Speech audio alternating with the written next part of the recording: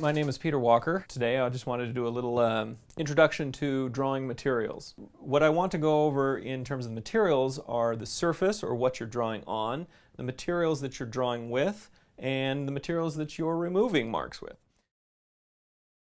You really have to understand first and foremost what you're drawing on. And the two things that you really need to be aware of are the weight of the paper and the tooth, or the graininess. It's just going to depend on what you want in terms of your mark making.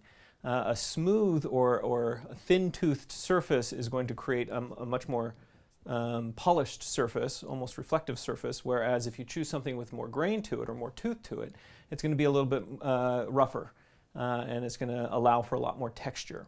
The other thing is the weight of the paper. It's measured by pounds, and a typical paper is about 50 pounds. If you get into the 100 or even to the 200, it's more cardstock. And so again, you just need to be aware of what you're looking for in terms of a drawing surface. I typically, in a sketchbook, it's just a typical sketchbook, it's about 50 to 75, but when I'm doing large scale things, I need a more solid paper, and I like a smoother tooth to it. I'm currently working on cardboard as a surface, or at least experimenting with cardboard. You can also use vellum, all sorts of different materials. In terms of pencils, there's a wide assortment of different pencils that artists use, and they have different numbers and letters on them. The distinction is that the B's are darker and they're softer, and the H's are harder and they're lighter.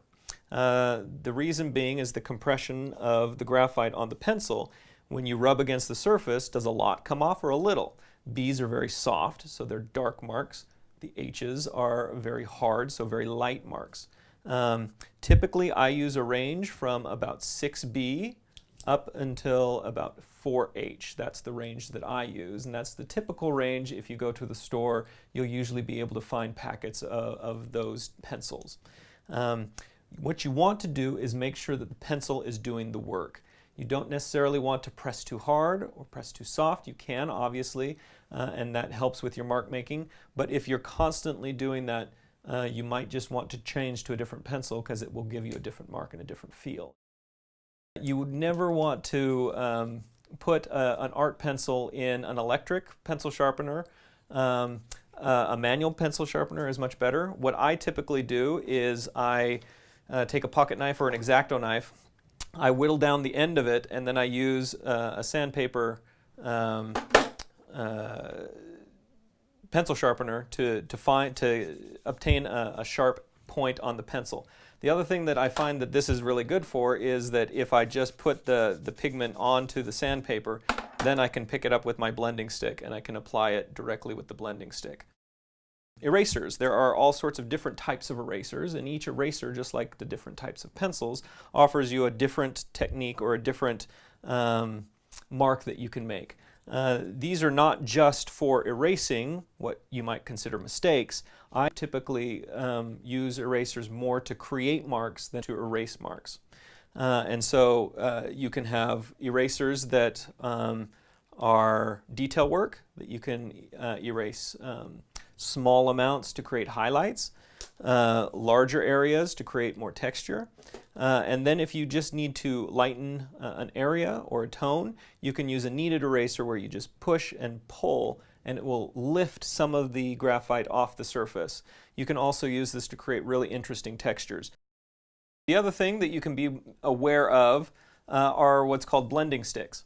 And blending sticks, depending on who you talk to, are either salvation or cheating.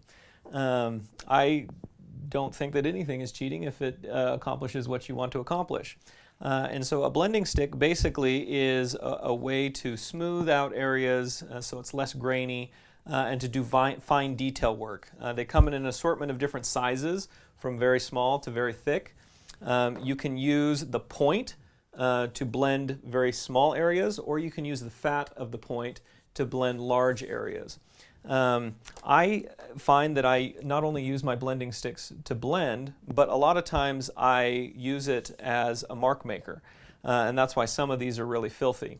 because I put pigment directly on the blending stick and then I draw with the blending stick, and it creates a much softer, almost atmospheric mark with it, not quite so hard as a pencil. Any way that you can make a mark on the page is a perfectly legitimate way to make a mark, whether that's through your pencils, through your erasers, or through your blending sticks.